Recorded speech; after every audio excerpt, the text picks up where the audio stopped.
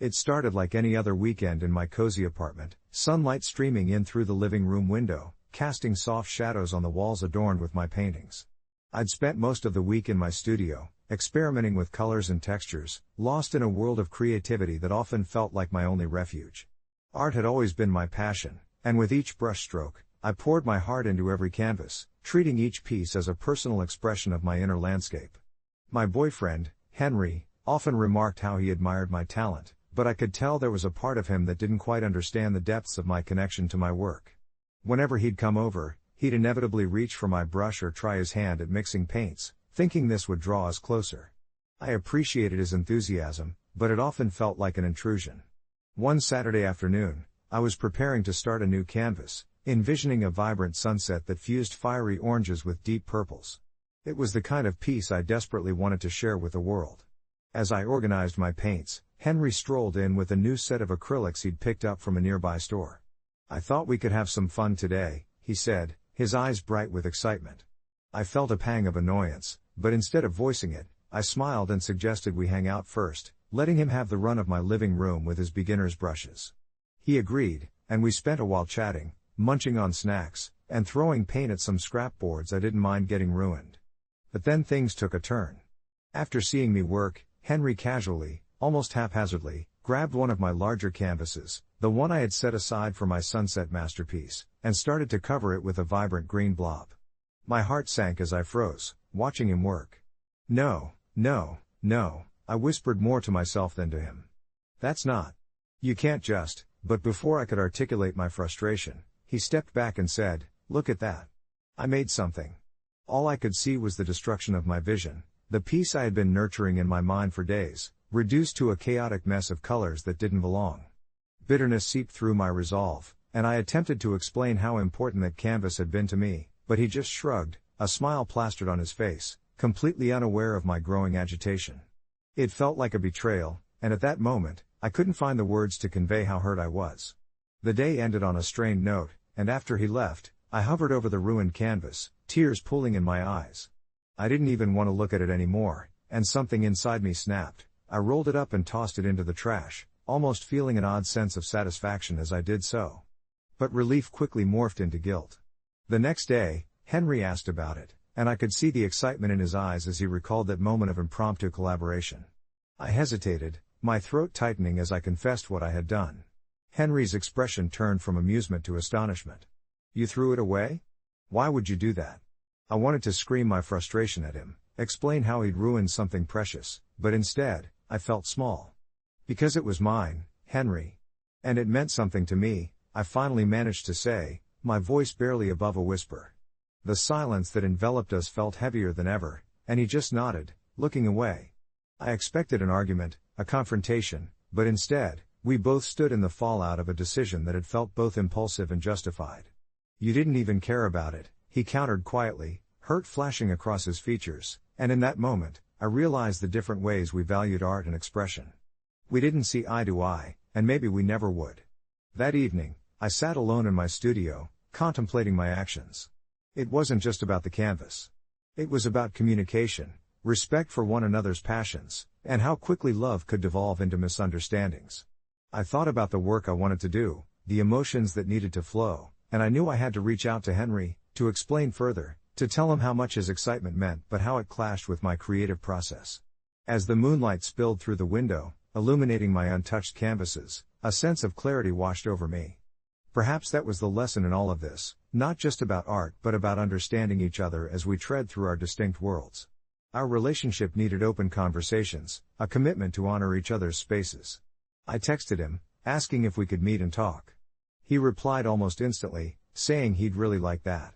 As I prepared to step into an uncertain but necessary conversation, I was left contemplating whether I was truly the a-hole in this situation, or if we were just two artists in a world that sometimes felt too confined. In the weeks that followed, we learned to navigate our differences, finding a balance between my art and his enthusiasm as we started collaborating on new projects where we could both express our creativity without stepping on one another's toes. The discarded canvas became a reminder of our journey, a testament to the struggles that could end in understanding, and in that rawness, our relationship grew stronger. Sometimes, I still wonder if I should have approached the situation differently, but maybe it was all necessary, a chapter in our story that led to deeper connections, both artistically and emotionally. As I reflect on those days, I find myself smiling at how we transformed our creative chaos into a symphony of collaboration. The discarded canvas, painted with reckless abandon and then marred by unintended destruction, eventually became more than just a victim of frustration. It morphed into a catalyst for growth.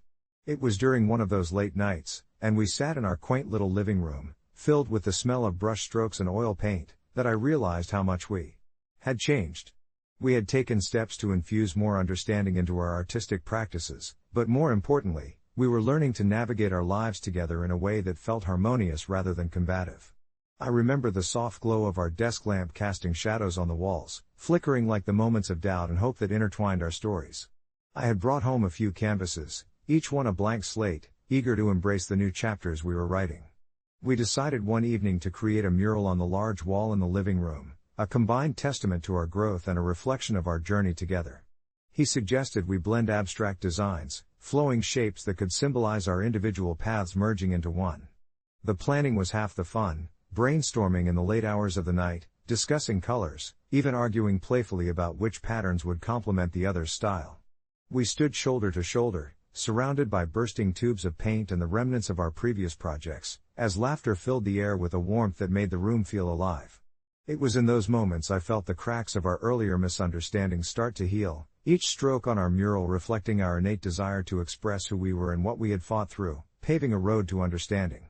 Sure, there were still hiccups along the way, he made a few accidental spills, and I had my share of exasperated sighs, but the atmosphere remained playful and light, filled with the essence of compromise. The mural itself turned out vibrant and chaotic, with swirls of blues and greens colliding but still fitting together in a strange, beautiful way, just like us. Once completed, it became a conversation starter for our friends who came over, a visual representation of our evolution intertwined like threads in a tapestry. Even on days when I felt a shadow of doubt creeping back in, I'd look at that mural, its colors speaking unspeakable truths about our partnership, and a sense of pride would wash over me. Looking back, I see that, while the moment of throwing away the ruined canvas was driven by frustration, it was precisely what we needed to ignite not just a conversation but a whole new dialogue within our evolving relationship. It's intriguing how one little action can spiral into such immense growth, leading to a bond fortified by creativity rather than just love. Sometimes I still wonder about the piece that had been tossed away, what it could have transformed into had we taken a different route. Yet somewhere deep down, I realize that every discarded moment has its purpose, leading us to the vibrant mural on our wall, a tale of understanding that will forever remind us of the beauty found within the chaos of love and art. As the weeks melted into months, I often found myself drawn to that vibrant mural, a collage of colors swirling together in chaotic harmony. It spoke not just of our artistic journey but of our journey as a couple, reflecting every argument and every compromise we had navigated together. Each swirl represented a moment in time, a glimpse into what it meant to truly collaborate and communicate. The eventual blending of our styles created something entirely new, a unique expression that still felt like us but was also something beyond our individual selves. I'd catch myself smiling at it while washing the dishes or during evening chats on the couch, wrapped up in our shared warmth. Sometimes Jimmy would tease me about staring at our masterpiece for too long, claiming I had an obsession. I'd laugh it off, but deep down, I knew he was right. It was a part of our lives now, almost like a guardian watching over our routines. But even as we flourished, I couldn't completely shake off the shadows of that old canvas. There were nights when I would trace the outline of the mural with my fingers, feeling the layers of paint beneath my touch, and I'd remember that first piece, the potential it held and the frustration it had caused. Did I make the right call? Each time that question flitted through my mind, Jimmy would always sense my distractions.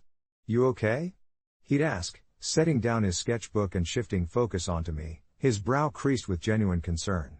His kindness washed over me like a warm tide, pulling me back from my musings, and I'd reassure him, reminding myself I had to let go of that weight. We continued to bond through our projects, but with every brushstroke we painted together, I also began to see the cracks in my own patience. I was forgiving of his exuberance, but frustration bubbled beneath the surface when he attempted to take creative liberties on my designs. It started innocently enough, a splash of unexpected color on a planned composition, but before long, he would challenge my intentions, suggesting changes that were more reflective of his style than my own, and I found that familiar tension creeping back in. One evening, as the sun dipped below the horizon, casting warm orange hues across the room, I stood before our latest piece, a work we had both poured our souls into. Jimmy joyfully suggested one more addition, a bright green streak across the center, and I felt a strange pang in my chest, a warning against complacency. Maybe we should leave it as is, I said, trying to keep my voice steady, but the smile slowly faded from his face. Why? We could make it even better. We've come this far together, he countered, enthusiasm undeterred, his eyes widening with excitement. But as he painted the bold green, I stared at the disruption, feeling my heart race, bracing against what felt like an impending clash. Memories of the ruined canvas rushed back, and rather than feeling the joy of creation, I was suffocated by the fear of losing my artistic integrity again. It feels wrong, Jimmy, I finally croaked, forcing the words through a tightening throat. His brush froze mid-stroke, and in that silence, I could almost hear the echo of every previous misunderstanding bouncing off the walls. What do you mean wrong? I thought we were in this together. The hurt in his voice sent a shiver through me, every word punctuated with raw emotion. I hesitated, feeling the weight of my dilemma. I could either fight for my vision or consider his perspective, pondering the fragile state of our connection. In that moment, I closed my eyes and chose vulnerability. I'm scared, okay? I mean, look at what happened last time. I don't want to lose control like that again. The walls around my heart began to crumble, and as I opened my eyes, I found him staring back at me, the light reflecting concern on his face. I get that, he said softly, taking a step back, but it's not about losing control. This is collaboration, and collaboration means trust. I trust your judgment, and you have to trust mine too.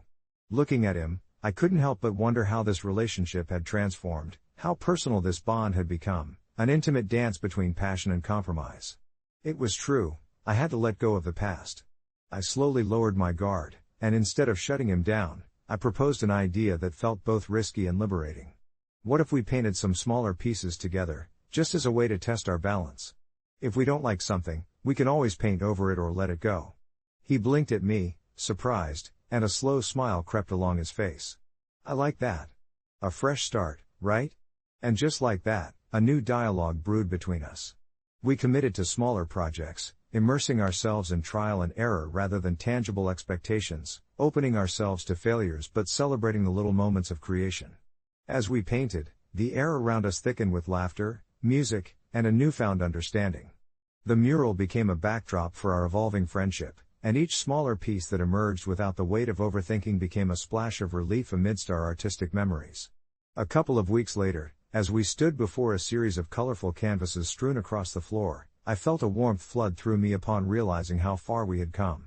The shadows of doubt hadn't vanished, but they danced around the newfound light we were cultivating. I knew this journey would continue to challenge us in unexpected ways, but with every stroke, we embraced the beautiful chaos. Even as I glanced back at the mural, I smiled at our past as much as our present. Together, we were crafting art amid the uncertainties of life and love, learning not just to cope with the unknown, but to celebrate it, a vibrant tapestry of joy and growth. And with that reflection warm in my heart, I felt hopeful about what lay ahead, both creatively and relationally. We had found a rhythm woven not just through our art but through our trust, our patience, and our growing love, inching us toward vibrant futures together. Every night, without fail, the air would grow thick with a heavy silence at precisely 10:52 p.m., as if the world had pressed pause on itself. Living in a small town like Brookshire, this unnerving ritual was an accepted part of life, a peculiar tradition that I had come to know for as long as I could remember. I would watch the clock tick down from my bedroom window, the cool moonlight casting long shadows across my floor, the only sound being the quiet hum of the ceiling fan. It was strange, really, how nobody ever spoke about it, not even in whispers. My parents never bothered to explain why every household, every shop, and even the streetlights would dim or flicker for 12 minutes each night, as if the entire town was collectively holding its breath. I often found myself puzzled, torn between my curiosity and an inexplicable instinct to just let it be, to let it weave itself into the fabric of my life like a long-held family secret. But that fateful summer night, curiosity won, fueled by a restless spirit and an idea that maybe, just maybe, I could peek behind the curtain of this nightly mystery that had haunted me. As I stitched together my plan, the thrill of uncovering a long-buried secret coursed through me like electricity, making my heart race with each passing second toward midnight. Armed with a flashlight and an insatiable need for answers, I slipped out of my room, careful not to disturb my sleeping parents. I stepped onto the cobblestone street, the night air crisp against my skin as I ventured down my familiar lane. I felt the familiar thrill of danger tingling along my spine, but I was fueled by purpose now. My best friend Jacob had always said that fear itself was just an illusion, a construct of the mind to keep us inside neatly wrapped boxes. Tonight, I was stepping out of mine, determined to find out what happened when the clock struck 11. As I approached the town square, I noticed the stillness, the shops darkened and locked, the park benches empty under the blanket of night. My pulse quickened. I had never been this close to the heart of the town during a lockdown. At 10:58, I ducked behind a large oak tree, its gnarled branches dipping low like bent old men in conversation. I could see the glow of the clock tower illuminating the street in soft gold, casting everything in a surreal haze. Then, suddenly, at 10:59, a wave of tension swept through the air, and the familiar flickering began. The town inhaled deeply, and I felt the breath of it rush past me, a wild wind rising but with no sound to accompany it. At 11 o'clock, the atmosphere shifted. I held my breath, straining to see beyond the shadows where the flickering flickered out entirely, leaving only the oppressive darkness draping over Brookshire. My flashlight's beam seemed feeble in comparison as I scanned my surroundings. Then I saw them, figures emerging slowly from every corner, gathering under the clock tower, their silhouettes merging and morphing into one another like the whispers of ghosts in the night. It was then that I realized the truth of the lockdown. They weren't ordinary townsfolk. They were different. They moved with a deliberate grace that sent chills running down my spine. As I stared in wide-eyed awe, I recognized familiar faces amongst the crowd, my neighbors, the shop owners, even the mailman, yet they wore strange expressions, devoid of any feeling I had ever associated with them. They seemed entranced, their eyes glossed over as they collectively shifted in rhythm, their bodies swaying as if conducting an invisible orchestra. I instinctively backed away, heart pounding in my ears, when I bumped into something solid, a single figure cloaked in dark fabric, its features obscured. I opened my mouth to scream, but panic paralyzed me, turning my voice to stone. That's when the figure leaned closer, a voice like gravel whispering, "If you want to know the truth, you must listen." The world around me melted into whispers, their secrets flying through the air, weaving tales of ancient pacts and sacrifices made to protect the town from the darkness beyond the edge of our small universe. Each night served as a mechanism of renewal, a moment to reinforce the bond between the town and whatever lurked outside our perimeter, a reminder of the fear that kept us all safe. Each of the 12 minutes before midnight allowed the townsfolk to offer up their fears, their regrets, to the void beyond. They would carry the weight of it while, for 12 minutes, Brookshire reclaimed its peace. As the clock struck 11 and the shadows began to disperse, everything settled into an eerie tranquility. I felt the oppressive weight of understanding settle over me like a shroud. I had learned something no one else had spoken aloud, a truth that forced me to see my home in a startling new light. I slipped away, my heart racing as I retraced my steps in the quiet night. By the time I was safely back in my room, shame washed over me. I realized that in seeking the truth, I had stepped away from the comforting lies that had woven the town together. I lay awake long after the clock had chimed again, the town clutching its secrets tight. What would I do with this knowledge? That night, for the first time, I understood the weight of my neighbor's silent burdens, and the following days felt different. I walked the streets of Brookshire with a growing sense of unease, unable to shake the feeling that something was very wrong, and yet so very right about the ritual that I had once found absurd. The updates to my daily life became riddled with reminders of that fateful night, the slight nods from shopkeepers, the knowing smiles from those who had participated willingly, and in those moments, I grappled with the choice between ignorance and understanding. Months passed, and though I hadn't shared this experience with a single soul, I noticed the town changing subtly. The conversations felt deeper, the laughter more genuine, as if we were all carrying the weight of knowledge with us. I pondered often, should I tell someone? Could sharing do more harm than good? In the end, I decided it was wisdom best left as a quiet companion, a ghost story of sorts, a tale that shaped my framework of perception about our collective existence and the invisible lines we draw to stay safe, because perhaps not all knowledge is meant to comfort. And each night, as the clock struck 10:52 and the town would lock down, I would breathe deep, thanking the universe for the moment I had taken a leap beyond the known, and into the deeper layers of what life in Brookshire truly meant. As the clock struck 10:52 every night, a sense of calm and acceptance settled over me, a warm blanket in the chilly embrace of the unknown. The routine had become an intricate part of my life in Brookshire, a place that often felt like a quaint postcard from the past, untouched by the chaos of the outside world. Yet, as the siren wailed and the town fell silent around me, I couldn't shake the feeling that I was perched upon the edge of a precipice, gazing down into shadows that danced just out of sight. The first time I had experienced the lockdown, the eerie stillness that enveloped the streets, had been surreal. I was at a late-night study session with friends, the weight of midterms hanging heavy, our laughter spilling into the soft glow of the cafe's neon lights. Suddenly, the cheerful chatter was silenced by that haunting wail, and the cafe owner, a man with kindly eyes and a perpetual smile, turned off the main lights. "Don't worry, it will be over in just 12 minutes, he assured us, but the way his voice trembled slightly as he said it sent a chill down my spine. That first evening, curiosity gnawed at me. What could possibly happen during those 12 minutes that required our town to lock down every night? I began to dig deeper, asking friends and neighbors, weaving through rumors and anecdotes, a silent detective with no plan beyond satiating my curiosity. Most, it seemed, had long since accepted the routine. It was a part of life in Brookshire, whispered about but never dissected. Still, I was undeterred, driven by an insatiable urge to uncover the truth, to reveal the hidden stories tucked between the seams of our town's fabric. Nights turned into weeks, and I collected stories that spoke of strange occurrences, muffled sounds echoing through the air, flickering lights, and sometimes, faint reflections in the windows that vanished when looked upon directly. But no one ever spoke about what lay behind those 12 minutes. Perhaps I was foolish, but I felt a peculiar sense of connection to whatever secret lingered in the shadows. It wasn't until one fateful night that I stumbled upon an old journal hidden in the attic of my grandmother's long-abandoned house. The journal belonged to a distant relative, a woman who had been deemed an outsider in our town decades ago, a name whispered with a mix of reverence and fear. As I flipped through its fragile pages, I felt her despair, her isolation echoing through the years. She wrote of a darkness that had encroached upon Brookshire, a darkness that could not be spoken of openly yet haunted the town's collective memory. Her words were cryptic, but they painted a chilling picture of the past, filled with a sense of foreboding that mirrored my unease.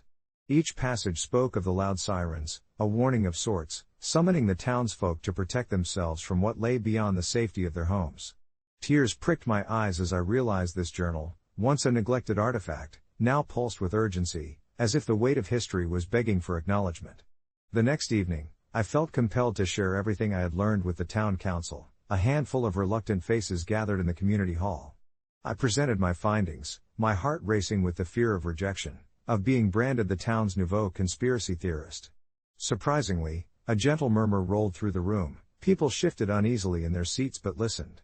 It was then that Mrs. Haddock, my high school history teacher now with silver streaks winding through her hair, spoke up, her voice a soft echo against the walls. The lockdowns were initially a precaution, she admitted, back when strange things began happening, children going missing, strange lights in the woods. We created protocols, trying to keep fear at bay. The air thickened with unsaid words, the fear we'd all been harboring surged to the surface. It became clear, amid the muted gasps and shifting murmurs, that we had all felt the tremors of something lurking, something unwelcome, and in trying to shield our community, we had silenced the very whispers that could have liberated us. Afterward, a woman approached me, her eyes weary. "My daughter went missing during the lockdown 3 years ago," she confessed, voice trembling. "I just thought it was all a coincidence, a sad part of life, but it was never discussed. All we did was follow orders." In that moment, I felt the weight of the town's collective guilt, a shared complicity in shielding ourselves from the dark while allowing it to infiltrate our lives through silence. I understood, finally, that the knowledge we held wasn't just a burden, it was a catalyst for change. Over the following weeks, I wrote to each of my neighbors, shared stories, opened channels of communication, and we began to speak, not in fear, but with hope.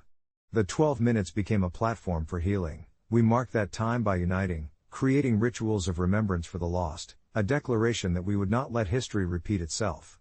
It was empowering to reclaim our narrative, to turn shadows into light, and slowly, the sirens transformed from dreadful reminders into signals of resilience. I began to realize that, sometimes, tearing down the walls we build was necessary, not just for our peace of mind but for the collective heart of a town that had been silenced too long. And as night fell and the sirens rang true, I joined my neighbors on the front porch, sharing our stories, reclaiming our past, and building a future free from the chains of dark whispers. The fear transformed into a gentle solidarity, as recognition settled in.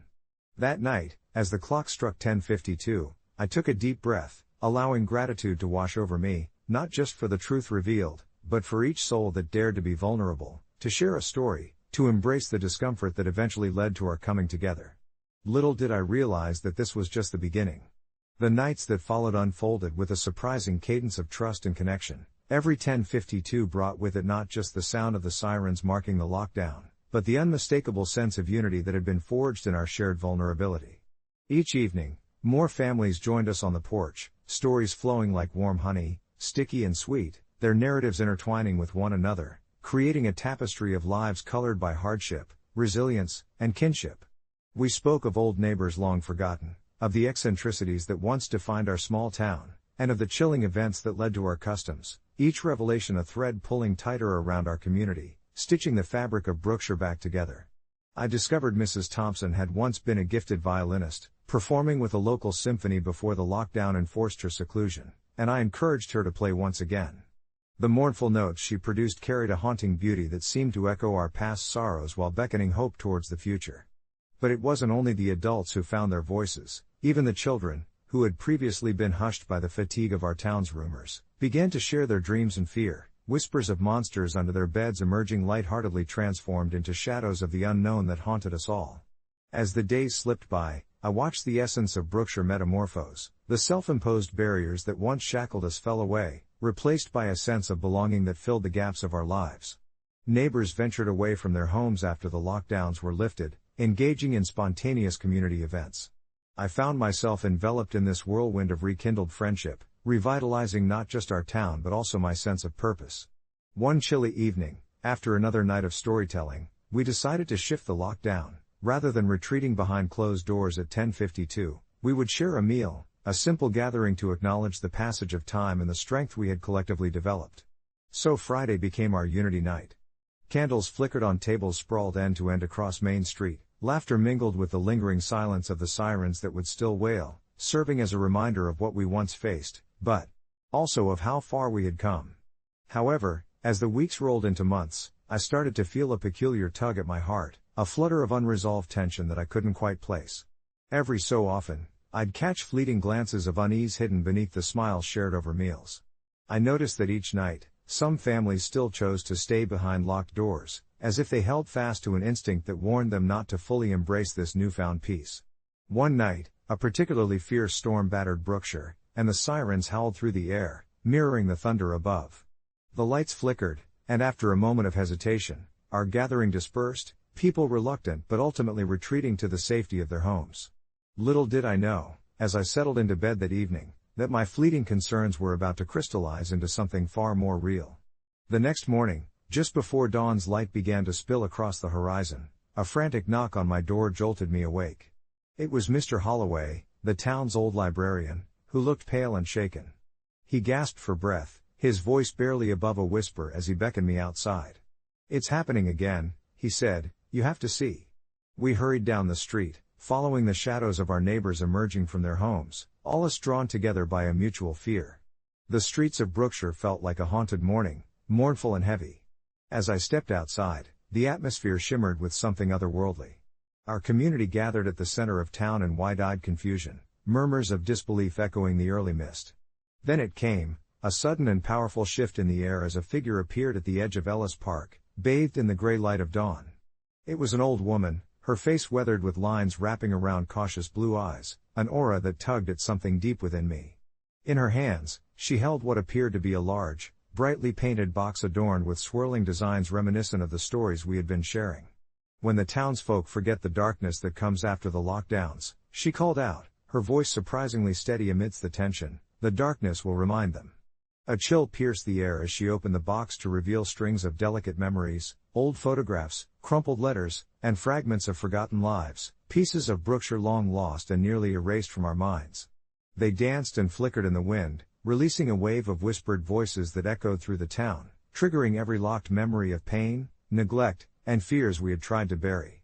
As I watched in horror and fascination, I could feel the energy of the past surging through the crowd, feeding off each individual's shame, guilt, and curiosity for the life they once lived.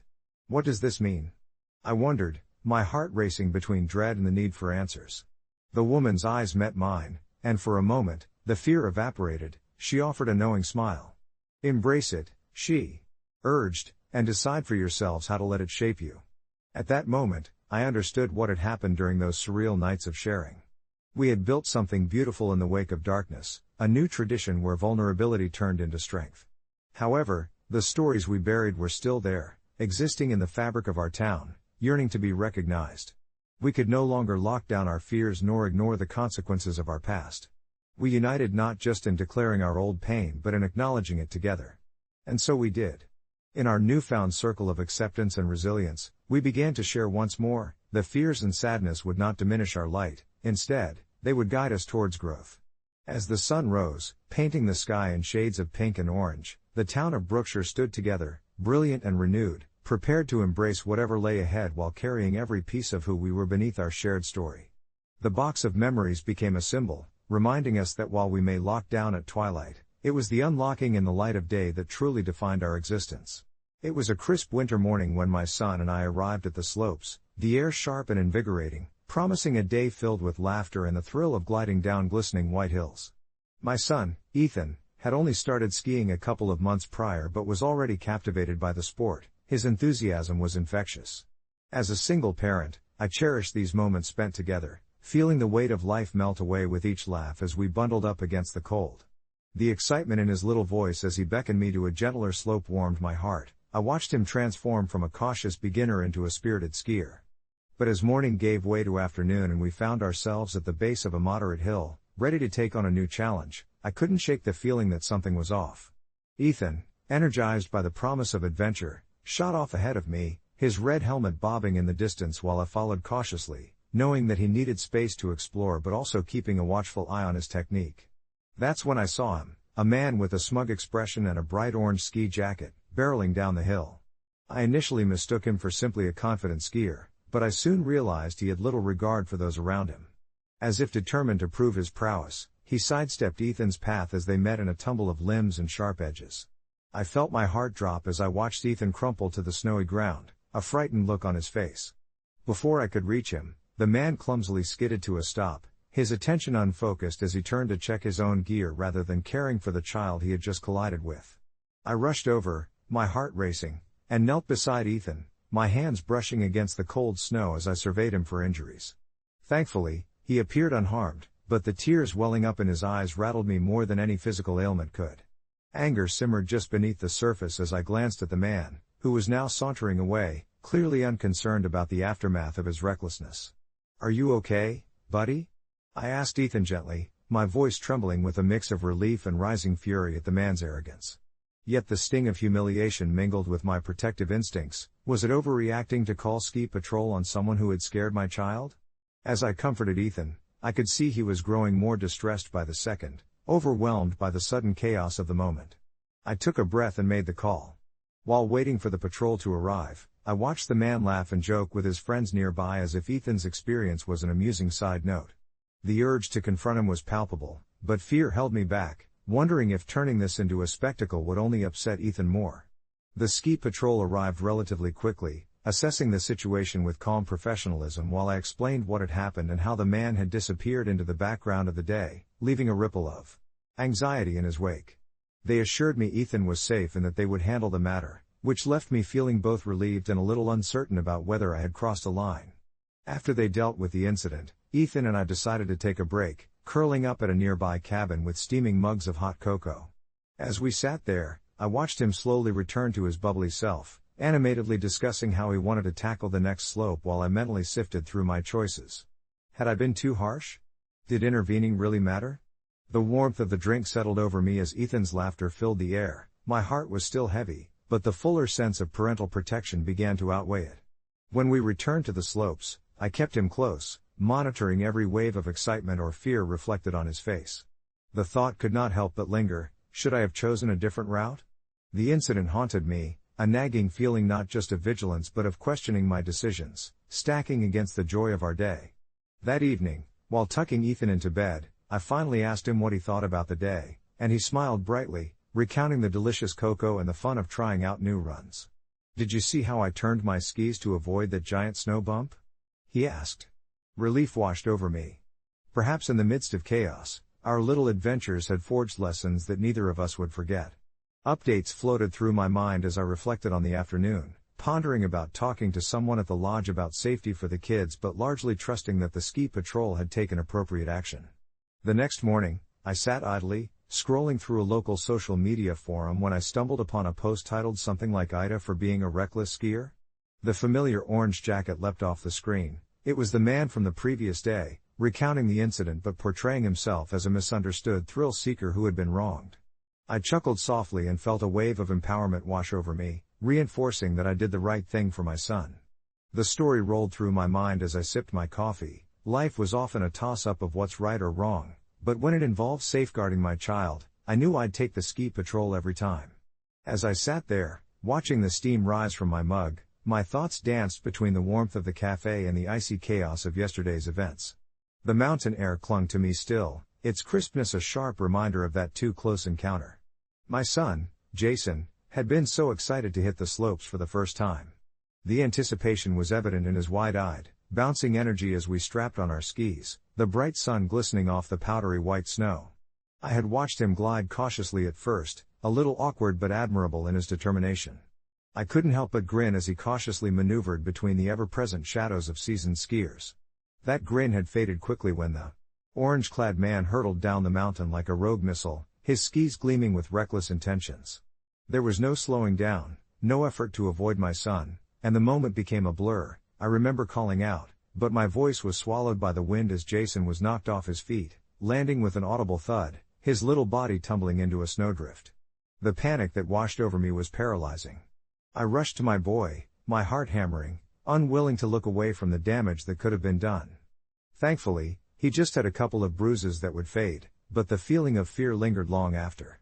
As ski patrol whisked the man away, their disbelief mirrored my own. He was so enthralled by the thrill of skiing that he had overlooked his responsibility to other skiers. The disbelief turned into anger when I saw him posting about the incident online, morphing the narrative to paint himself as a victim instead of the man who had charged through a family day like a bull in a china shop. It made my blood boil, that arrogant dismissal of consequence. I pondered whether I was too quick to call ski patrol, but my internal mantra of protectiveness soothed my guilt. I had acted out of fierce love for my son. That night, I spoke to Jason about the importance of safety and respect on the slopes. He nodded, his bright spirit unscathed by the day's events. "Dad, he just didn't see me. I still want to ski," he declared, determination lining his young brow. A mixture of pride and fear twisted in my chest. A kind of courage blossomed in him that I deeply admired, even if it made my heart race with worry. As days passed, I kept peeking into the online forums where the orange jacket guy had been, watching him twist words to become a skiing legend when he was just a reckless distraction. Then, something shifted, the comments began taking a turn. More skiers echoed our experience, pointing out his reckless behavior and demanding accountability. It felt comforting to know that I wasn't alone in my assessment. The twisted perspectives attempting to absolve his actions had no traction. It seemed everyone else saw it as clearly as I had. I even gathered the courage to participate, sharing how his actions had endangered my son and that safety should always trump thrill-seeking thrills. Months later, as I skimmed through the old posts, I reached one that caught my eye. AITA for apologizing to a parent after reflecting on my reckless skiing? It was the same orange jacket, though this time the tone was remorseful. The author spoke candidly about self-reflection and growth since that fateful day. I couldn't help but shake my head, the past merging awkwardly with the present.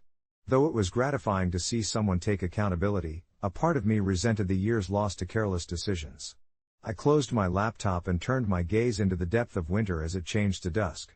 Jason was at the window, captivated by the falling snow, his laughter a bright star amidst the swirling white.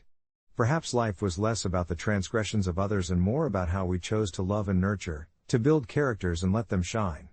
The glow in my son's eyes was enough to make me forget the orange jacket and all it represented. The love I held for him ignited my understanding that we all fall, we all learn, and sometimes we must confront the slopes for the world to truly thrive. As the evening settled in and the warmth of the fireplace flickered shadows on the walls, I found a sense of calm wrap around me, interlaced with the soothing sounds of the crackling logs. I watched Jason dance around the room, his little feet gliding over the polished wood like they had learned to ski themselves, each movement a testament to unbridled joy. It was in these quiet moments, away from the chaos of the ski slopes and the bitterness of confrontation, that I found clarity. The way he playfully mimicked the ski patrol with a makeshift rescue backboard, a cushion from the couch draped over his shoulders, made me smile. My heart warmed with the thought that the incident on the slopes, while harrowing, had embedded itself in a lesson of safety and respect that I hoped would shape Jason's adventures in the years to come.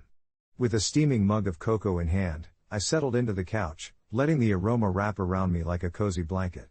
My phone vibrated, and I instinctively grabbed it, half expecting another distasteful rant from the orange-jacketed antagonist. Instead, it was a notification from Reddit. Jason's antics had drawn the attention of my post, a flurry of comments that ranged from supportive to downright accusatory. I chuckled softly, reminded of how the public realm could partition experiences so neatly into heroes and villains, spectator and participator. But as I read through the comments, a sense of community enveloped me. Many echoed my thoughts, recognizing that in the world of parenting, we don't always have time for gray areas. Suddenly, my musings were interrupted by a soft knock at the door. I glanced towards Jason, who had momentarily halted his playful theatrics, curiosity gleaming in his eyes. I opened the door to find Leah, our neighbor, with her 2 kids, bundled up against the cold. "We heard you had hot cocoa," she said, grinning widely. Her laughter melded with the sounds of snowfall, brightening our home even more. The kids rushed in, their cold cheeks rosy and eyes sparkling. Jason's laughter reignited as he pulled them into his playtime adventure, and the atmosphere shifted.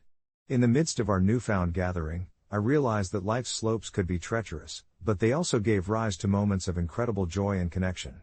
I welcomed Leah and her children, brewed fresh cocoa, and chuckled as they retold their ski adventures and mishaps. Each tale unfolded as gently as the snowflakes twirling outside, a reminder of how laughter and camaraderie could soften the sharp edges of an unfortunate day. As the night progressed, we worked together to build a fort with blankets and pillows, creating a sanctuary of laughter in our living room. I could see how these interactions knitted the fabric of community and camaraderie, and I forgot the weight of the perpetrator's orange jacket as I engaged with the now familiar chaos. Every fit of giggles, every slight mischief, and even the way the kids tossed snowballs wove a thread of warmth that contrasted against the chilly world outside, reminding me that while I had stood firm on the slopes, ensuring my son's safety, my real battle was here, fostering a space free of judgment and full of love. The evening dragged on, fading into night, with stories exchanged and cocoa cups emptied. Just as I was beginning to feel drowsy, my phone buzzed again. The thread on my earlier post had exploded with notifications. I glanced at the screen with fatigue but curiosity. More stories shared, sympathies and remembrances of their own cultish orange jacket encounters, and unexpected words of encouragement. One comment, in particular, struck me: "Every time you stand up for your child, the world gets a little bit brighter." I smiled, taking a deep breath. It felt like a love letter to every parent grappling with their role in protecting their children amidst the unforgiving terrain of the world. Settled back into the couch, I closed my eyes, letting the sounds of laughter swirl around me like the snow outside, enveloping me in a cocoon of warmth. I realized that we must all navigate our slopes, but what mattered more than the falls or daring escapes was how we choose to love, nurture, and advocate for those we hold dear. That night, as Jason drifted off to sleep surrounded by remnants of his excitement, I too surrendered to the calm of the moment, feeling reassured that each step I took for him was a step towards fostering resilience and strength, something I hoped would carry him even beyond the ski slopes. It was during one of those sunny Saturday mornings, where the golden light streamed through the kitchen window, casting a warm glow on the coffee maker and the half-eaten croissants on the table, that I found myself embroiled in an unexpected argument with my sister, Anna. I had always thought of my sister as a free spirit, the kind of person who danced to her own tune, but that morning revealed a side of her I struggled to comprehend. Anna had recently moved to a small, picturesque town after marrying a local artist, and this new life appeared to be flourishing in its own quirky way. We were enjoying our usual brunch when she casually revealed her plans for her 5-year-old daughter, Molly. "I think it's really important for her to be immersed in her heritage, you know? I want her to learn Spanish, to speak it fluently before English," she said, as she sipped her herbal tea, her expression blissfully unaware of the storm brewing within me. I paused mid-bite, a piece of croissant almost falling from my lips as my fork hovered between the plate and my mouth. "But why not both?" I asked, incredulous. "It's a great idea to be bilingual, but why skip English? This is America, she'll need that language to thrive." Anna looked at me as if I had just suggested burning her favorite art piece. Why is teaching her English so critical? Spanish is part of our identity. I want her to embrace that. It was the kind of statement that cut deeper than I anticipated, and I felt a flicker of anger rising in my chest. You know what, Anna? You're insane if you think this is going to work out. You're limiting her future for the sake of cultural stubbornness. The air thickened with tension, the clinking of plates becoming the only sound filling the silence between us as I realized I had crossed a line. There was a moment, just a fragile glimpse, where I could see the hurt in her eyes, and for the first time, I worried that I might lose my sister to something bigger than I could fathom.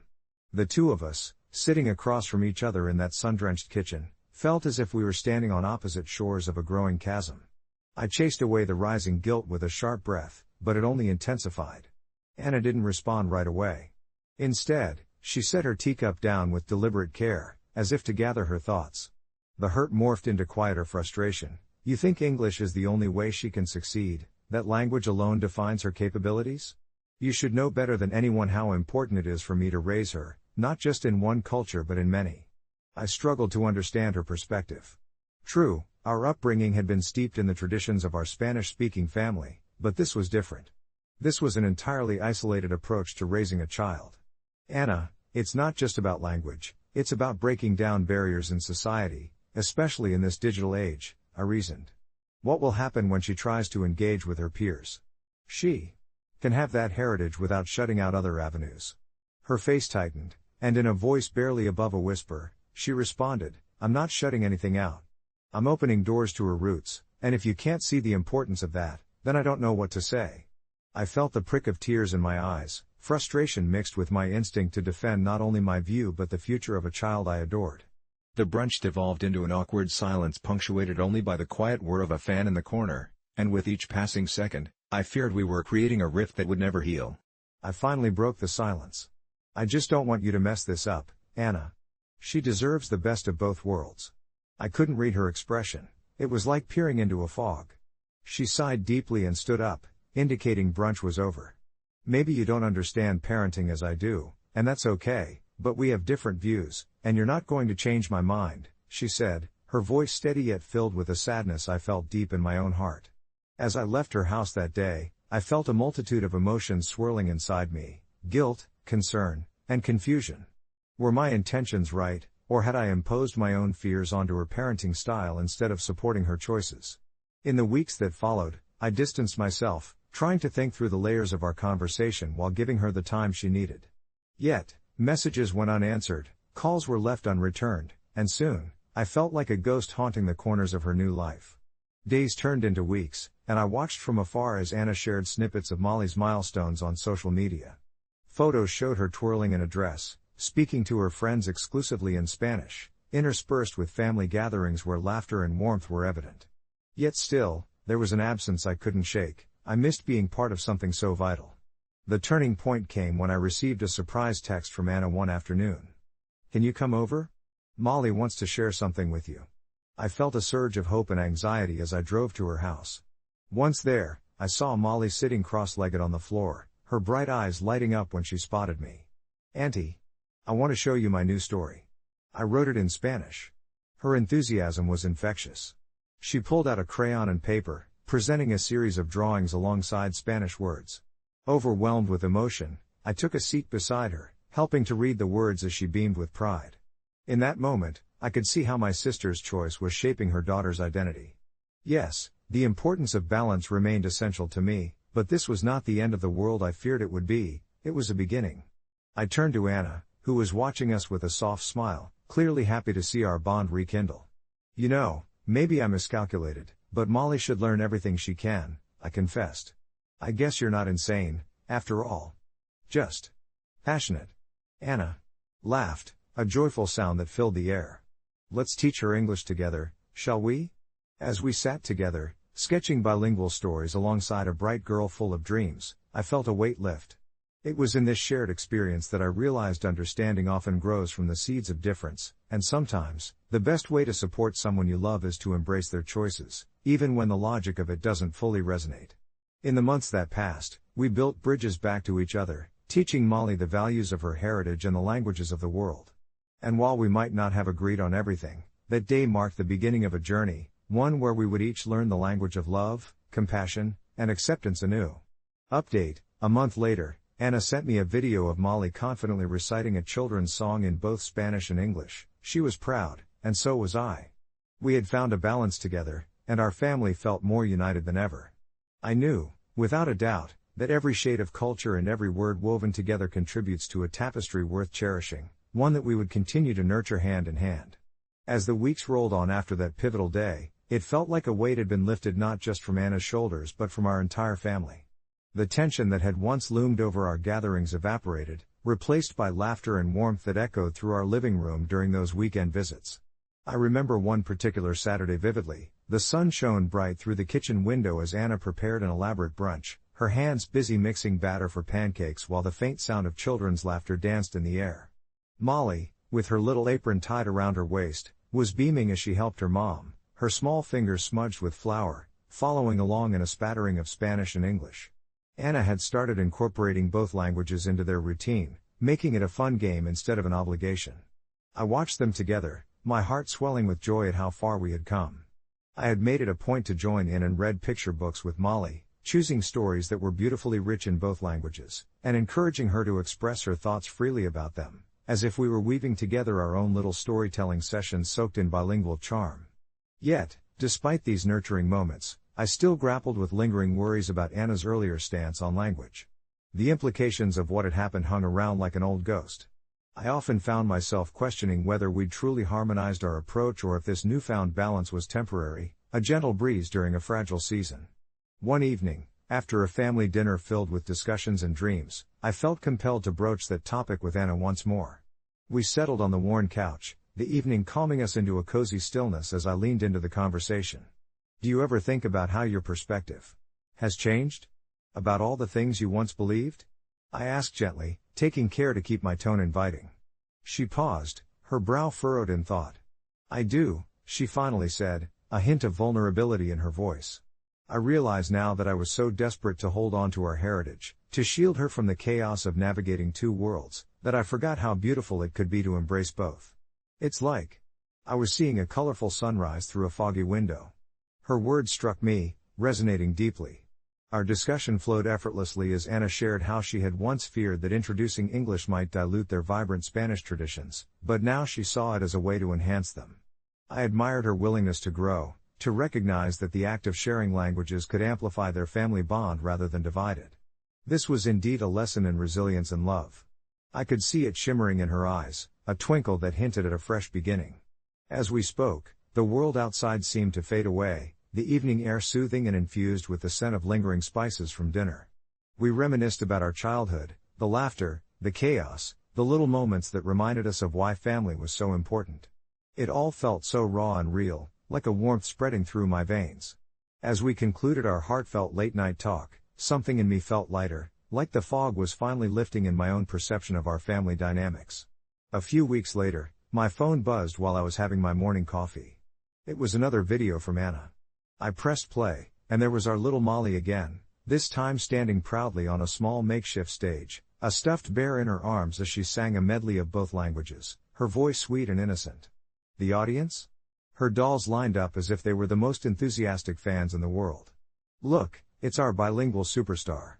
Anna texted alongside the video. Tears brimmed in my eyes as I watched the pure joy radiating from her tiny frame. Little did we realize it then, but we weren't merely teaching Molly, she was teaching us right back how to live freely within a melting pot of culture and language. You see, each day became a chance not just to express ourselves but to intertwine our journeys and uplift one another in the simplest yet most profound of ways. And now, as the memory of that vibrant Saturday whirled through my mind, I realized how much that journey had changed me too. Anna and I had discovered something precious, that communication and understanding go far beyond words. They were the true essence of family, of our shared stories, and the love that bound us tighter than any language ever could. I felt a sense of fulfillment as I recalled our earlier struggles, now merely stepping stones in the sprawling path of our family's narrative. Life may continue to throw challenges our way, but with each passing day, we would face them together, weaving the tapestry of language, love, and acceptance, even stronger. And perhaps one day, I would find the courage to share with Anna how inspiring this journey has been for me, how in cherishing both languages, we have built a legacy of love that I hope Molly passes on, in whichever language her heart chooses to sing. As the days gradually turned into weeks, our family dynamic transformed in ways I never fully anticipated. Evenings, once marked by tension and miscommunication, became vibrant sessions filled with laughter and playful banter, where the rhythmic cadences of both Spanish and English flowed freely around the dining table. Molly's bright smile seemed to radiate warmth as she whimsically switched between languages, eagerly explaining her day to us in a delightful mix that left Anna and me chuckling, wondering in awe at the incredible adaptability of a child's mind.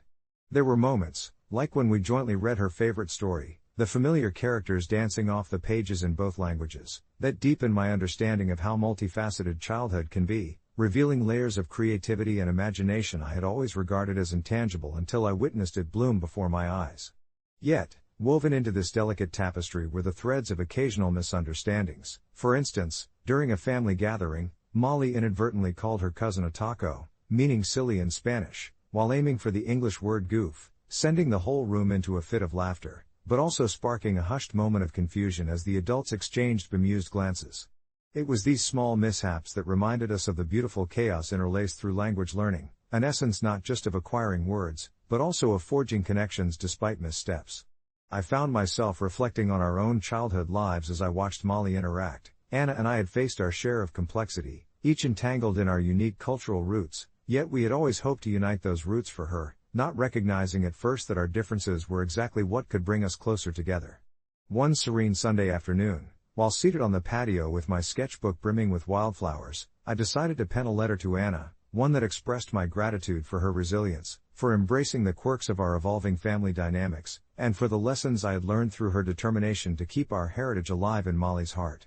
It felt vital to communicate my thoughts, hoping to illuminate the bond we were growing not just as sisters, but as allies in this journey of parenthood. With each word, I sought to capture the essence of our melding cultures, striving to refine my expressions, oftentimes whispering them gently to the wind before transferring them on paper, hoping they carried the warmth of my affection. Once the letter was complete, I read it to myself, letting the sentiments wash over me like a soothing balm.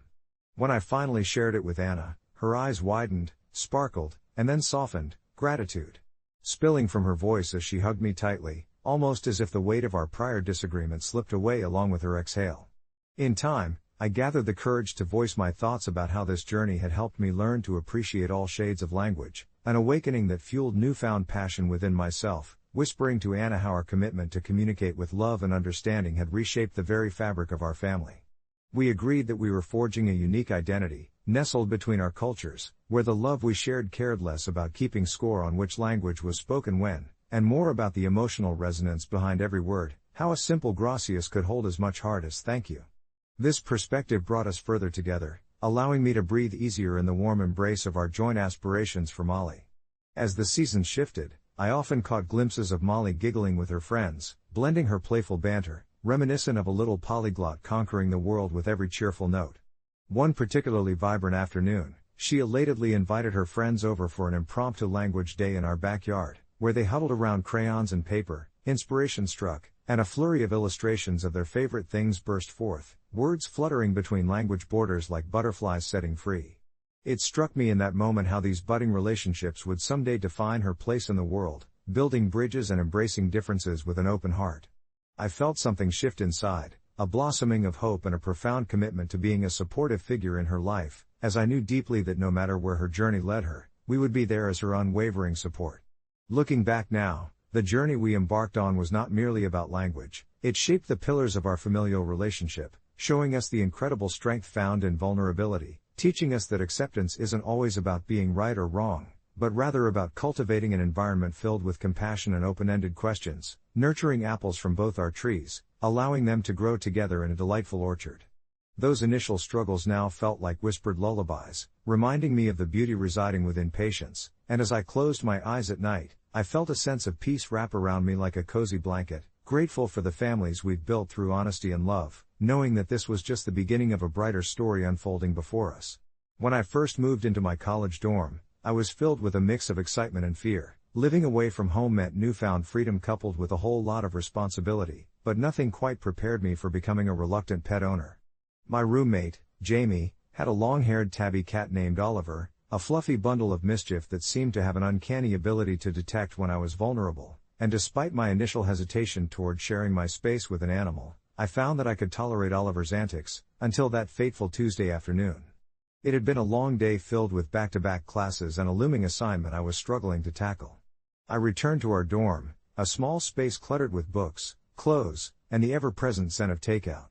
The moment I settled into my bed, ready to drown out the world with some music, I heard Jamie's voice carry through the thin walls as she chatted with friends. I could hear laughter and the clinking of glasses, a stark contrast to the chaotic storm of thoughts whirling in my mind about deadlines and future plans. It wasn't long before Oliver, as if sensing my solitude, poked his head through the door, his wide yellow eyes fixed on me. "Not now, Oliver," I murmured, hoping to ward him off with my exhaustion, but, as it turns out, nothing could deter his determination. He wiggled through the slightly ajar door and hopped onto my bed, his presence filling me with a mixture of annoyance and reluctant affection. I gently shoved him off, trying to reclaim the boundaries I had set around my personal space, but I couldn't help but chuckle as he stared up at me, his ears twitching with every sound in the room. Then came the moment that seized my attention and left me questioning my sanity. Oliver, in a burst of unexpected empathy, nuzzled his face against my hand, then proceeded to bat at my fingers as if to say, "I'm really sorry for intruding, see how cute I am?" I blinked in disbelief, half wondering if I had gone mad or if this was just a cleverly plotted scheme orchestrated by my roommate. "You really think a cat can apologize?" I thought, lowering my hand hesitantly. The warmth of his fur was oddly comforting. Yet that comforting feeling quickly twisted into discomfort as Jamie burst into my room, beaming with pride for her well-behaved cat. "Do you see him apologizing?" she joked, and I couldn't help but feel a tight knot of frustration building in my chest. I had set boundaries for a reason. I needed that space to unwind, to think, and to not feel like I was babysitting a creature who had no concept of personal space. "Maybe he's learned how to be more considerate," Jamie added, but the playful tone felt dismissive of my true predicament. The following day became a cycle of Oliver seeking me out, sitting on my desk as I tried to study, performing antics to win my affection, and despite my best efforts to keep him at bay, I found myself secretly charmed.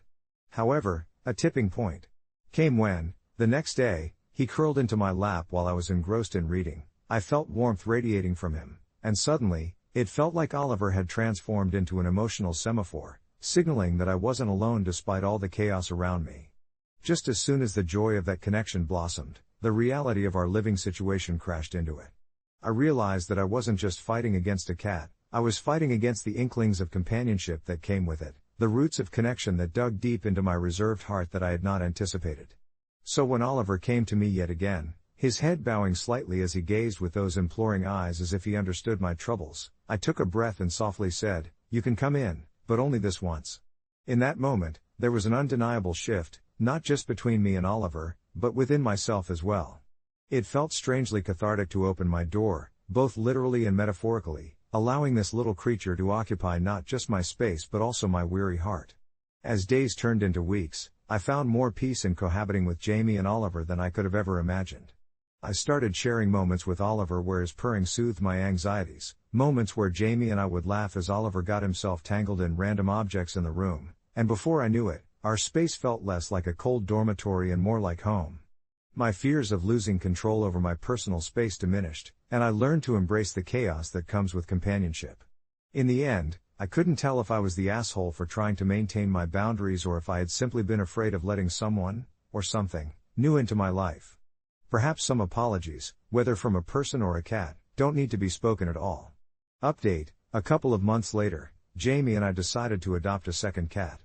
In a way, it felt as if Oliver had guided me to accept that sometimes, it's okay to let in what makes us feel alive, especially when it comes in the form of warmth, purrs, and unexpected companionship.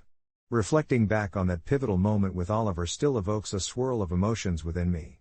I sat on my bed, surrounded by familiar comforts, the soft glow of fairy lights illuminating the corners of my room, the gentle scent of lavender wafting through the air. Everything felt just as it had for weeks, a safe, predictable cocoon. After the strange encounter with Oliver, I had decided to uphold my boundaries, uncertain yet relieved at my resolve. But as the chill of fall drifted into winter, my heart began to soften, and I noticed the joyous familiarity of my life gradually morphing into something deeper. Jamie often shared stories, enthusiastic and filled with laughter, about Oliver's antics, how he would curiously poke around the fridge or chase after the sunlight that streamed through our windows each morning. I could feel the warmth in her voice, the way Oliver brought light into our shared space, and yet, I found myself struggling with the thought of letting go of my well-guarded solitude. Days turned into weeks, and while I maintained my distance from the cat, I also began to observe him quietly from a distance. His emerald eyes held a wisdom that I could sense, almost as if he understood my hesitation but remained unbothered by it. There was something almost enchanting about how he'd stretch languidly by the warmth of the radiator, echoing the simple tranquility I craved yet feared. Slowly, I began to warm to his presence, not so much in a grand gesture, but through those small, almost negligent interactions, like when I would stand in the kitchen and catch him watching me as if waiting for an invitation into my life. It surprised me how quickly I started to miss him during those moments I chose to withdraw into my room, loathing how I had created such a divide between us with my own fears. I found myself half-consciously leaving my door ajar at night, just to catch the rhythm of his soft padding outside, an unspoken invitation for him to join me should he so choose. Finally, when Jamie suggested we adopt a second cat, a rush of emotions flared within me: fear, excitement, and a surprising sense of relief. I realized then that perhaps my self-imposed barriers had been choking me much more than any intrusion of Oliver ever could. As Jamie collected supplies and eagerly researched rescue shelters, I felt a gentle nudge toward acceptance, the idea of companionship igniting something long dormant within me. When we first met our new feline friend, a timid little bundle of gray with striking blue eyes, it felt surreal in a way that made my heart race. As Jamie gently coaxed the shy kitten forward, I felt Oliver rub against my leg, almost as if he already understood his role in this new chapter. They seemed to know what it was like to be on the fringes of solitude. Maybe, just maybe, they had both offered me a chance to be part of their world, urging me to step outside the walls I had so carefully crafted. With time and patience, the two cats became inseparable companions, and in a way, they mirrored my own journey, growth born from vulnerability. They would sprawl across my lap as I began to read or watch TV, the tiny burbles of purrs resonating with a newfound symphony of warmth. I found joy in their elegance and mischief, how they filled the spaces I had once deliberately kept empty. A few evenings later, as we settled on the couch together, I glanced at Oliver, who nestled close beside my new kitten, and it struck me clear, they offered me not just companionship but a sense of belonging, a reassurance that life was meant to be shared, even with those who might initially feel foreign. Moving forward, I learned to trust my instincts, realizing that letting in love and connection also meant unearthing parts of myself I had neglected. The warmth of their presence became my nightly solace, and as I drifted off, I understood that sometimes, the greatest apologies are those we find in the simple act of letting go, of making space for what makes us feel alive, a realization I will carry with me long into the night. As we settled into our new routine with the two cats, Oliver and our new addition, Luna, I found a sense of peace creeping into my life that I hadn't anticipated. Initially, I worried that introducing another feline into our already chaotic household might upset the delicate balance we had achieved. But Luna, with her soft black fur and mischievous eyes that sparkled with playful curiosity, helped to soothe those fears. She immediately took to Oliver, who, despite his regal demeanor, slipped into the role of doting big brother almost instinctively. Watching them wrestle and chase one another around our small apartment filled me with a joy I had almost forgotten existed. Each evening, as I snuggled under my favorite blanket, I reveled in the sound of their joyful antics, the gentle thrum of purring united in a symphony of comfort that lulled me into tranquility. Luna, with her dynamic energy, brought an unexpected vibrancy to my once quiet nights. It felt like she had unlocked something within me, something that craved interaction, warmth, and connection. I began to share my thoughts and dreams aloud, sometimes to myself while I sat on the couch, the cats curled up beside me, and I realized it wasn't just a one-sided conversation. Their feline presence felt like a mirror reflecting my own growth. I found myself questioning what other parts of my life I had unknowingly restricted with self-imposed barriers, so I began allowing friends over more often, fostering deeper relationships and inviting them into the sanctuary I had created. Jamie noticed the change, too. We laughed more, shared quiet meals where silence felt comfortable rather than suffocating. It was as if Oliver and Luna were not simply pets but ambassadors of companionship, urging me to embrace vulnerability. The change wasn't always easy. There were moments when the weight of the world would push against my chest, reminding me of past moments when I had tucked myself away. A few months in, I had what I thought was an innocuous conversation with Jamie about my feelings. I shared how I had been reflecting on why I had initially refused Oliver's well-meant apology, recounting how I now understood that love sometimes requires us to open our doors, be they metaphorical or literal, to those we fear might disturb our carefully crafted solitude. Jamie nodded thoughtfully, offering me a smile that was understanding yet tinged with sadness, and in that moment, I recognized the strength within vulnerability. It was okay to feel afraid, it was okay to be uncertain. I realize now that receiving love, whether it's from a person or a furry companion, meant stepping into the unknown, but it is also where the most profound connections could blossom. The days became less about confrontation and more about connection. About sharing our lives openly rather than behind walls built from past hurts. Then came the night that brought everything together, a night that served as a reminder of the journey I had taken since Oliver's heartfelt apology. It was a brisk winter evening, and I settled down to enjoy a quiet night with a cup of tea. The world outside was painted in white, the street lamps casting a warm glow against the snow, while inside, my 2 cats curled contentedly on my legs. I flipped open my journal, a ritual I had embraced as I gathered my thoughts, documenting the emotional clarity that had graced my life in recent months. Suddenly, Oliver leapt from my lap onto the desk, his little paws tapping against the pages until he settled beside me, staring up with those piercing green eyes as if he were reading my mind. It struck me that there was a profound sense of gratitude swelling within me, gratitude not just for Oliver and Luna but for the whole journey that had brought me to this moment. I leaned down, giving Oliver a gentle scratch behind the ears, and said aloud, "Thank you for teaching me how to love again."